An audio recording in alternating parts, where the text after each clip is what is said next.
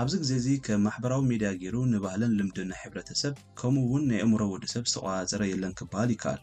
እቶም ነዚ ኢንዳስትሪ ዝተቆፃፀሩ ሰባት ድማ እቶም ዝሓየሉ ሰባት ኮይኖም ንዓለምና ካብ ደቃይቅ ናብ ደቃይቅ እናቀያየሩ ብዛዕባ እንታይ ክትሓስብ ከም ዘለዋ ዝመርሑ ኮይኖም ኣለዉ። መዓልታዊ ሓድሽ ነገር እንተወሓደ ን15 ደቃይቅ ብዛዕባ ኢኮኖሚ፣ ቴክኖሎጂ፣ ፋይናንስ ወይ እውን ሓድሽ ሞያ ከተነብብ ምኽኣል ኣብ መጻኢ ንዝፍጠሩ ለውጥታት ናይዚ ዓለም ተሳታፍነትካ ከም ርግጋጽ ምዃኑ ተገንዚብና ካብዛ ሓዳሽ ዓመት ምጅማር የድሊ። ብዘይካዚ ነብስና ምስ ካልኦት ኣብ ማሕበራዊ ሚድያ ዝረኣናዮም ገጸ ባህሪ ምውድዳር እቲ ዝዓበየ ንፍጽሞ ዘለና ጌጋ እዩ። ከምቲ ዶክተር ጆርዳን ፒተርሰን ኣብ መጽሓፉ ዝጸሓፎ ዘብለጭልጭ ክፋል ናይ ሓደ ሰብ ርኢኻ ብህይወቱ ክትቀንዕ ወይ ድማ ንዕኡ ክትመስል ምፍታን ኣዝዩ ሓደገኛ እዩ። ምክንያቱ እቲ ትምነዮ ዘለኻ ህይወት ድሕሪ ካሜራ ዘሎ ሓቂ እንታይ ይመስል ስለ ዘይትርእዮ። ነብስና ምስ ሕሉፍና እምበር ምስ ናይ ሕጂ ካልእ ሰብ ክነወዳድራ ይብልናን ይብል።